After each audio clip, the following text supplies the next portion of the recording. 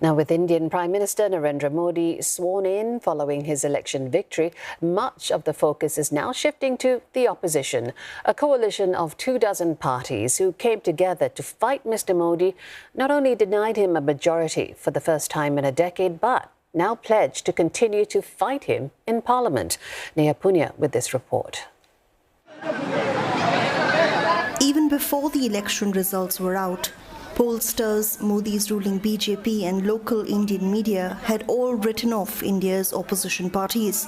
This coalition of regional rivals who called themselves the India Bloc was called fragile, disorganized and lacking leadership. But they defied all predictions, halted the Modi juggernaut and put up the opposition's strongest showing in decades. The India Bloc secured 232 of 543 seats, and despite not winning the election, they are celebrating. No longer can and should Parliament be bulldozed like it has been for a decade now.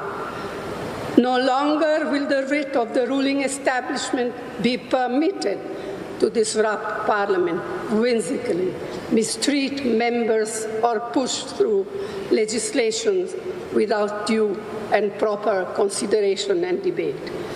No longer will Parliament be muzzled and stifled as it has been over the past 10 years. The result also marks a comeback for Rahul Gandhi and his Congress party. The party almost doubled its tally of parliamentary seats to 99 and managed to increase its vote share from the last election. Gandhi himself contested 2 seats and won both by a landslide. Gandhi's critics have often called him a weak, inaccessible and reluctant politician, but in this election he became the face of the opposition bloc. लड़ाई संविधान को बचाने की थी, constitution को बचाने की थी। और मैं आपको सच बताऊं तो मेरे माइंड में था पहले से, जब इन्होंने हमारा बैंक अकाउंट कैंसिल किया, जब चीफ मिनिस्टर्स को जेल में डाला, पार्टियां तोड़ी, मेरे माइंड में था कि हिंदुस्तान की जनता अपने संविधान के लिए एक साथ खड़ी होकर लड़ जाएगी। The bloc's success relied on executing key campaign strategies, joint rallies with alliance partners, the choice to lean on the immense rural support enjoyed by regional parties in key states like Uttar Pradesh, and Gandhi's decision to hold 2 pan-India marches or yatras in the run-up to the elections. I think the narrative came largely from Rahul Gandhi and his yatras. And the narrative brought all of us together. We were right when we were talking about unemployment, price rise, women's safety, farmers' issues, issues of backwards and tribals and Dalit communities and the minorities. So I think these issues resonated well with the entire country.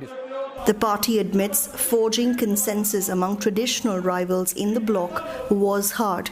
There were defections to the BJP, disagreements over seat sharing, and even during the election, some India Bloc candidates stood against each other in some seats. What turned the tide, experts say, was a crackdown by Modi's party in the run-up to the elections.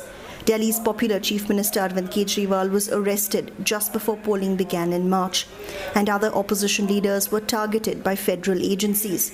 The Congress's bank accounts were also restricted, while Modi denied allegations of misusing federal machinery.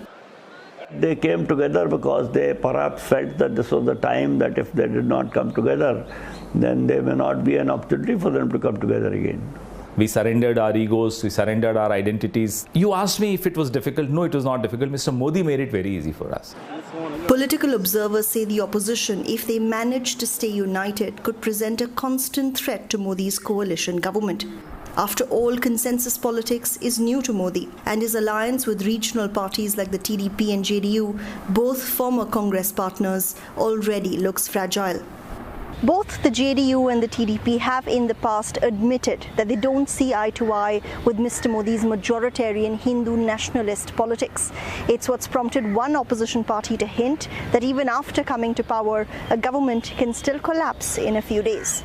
But experts say coalition politics is inherently risky and the chances of defections run both ways. So coalitions in India are always kind of on tenterhooks because none of our politicians are really predictable. And therefore what they will do today and what they'll do tomorrow or what they'll do after 2 months is very difficult to say.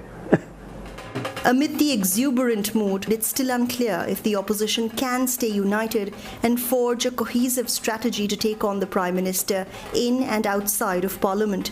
But analysts agree this fight is more evenly matched now than ever before. Neha Poonia, CNA, New Delhi.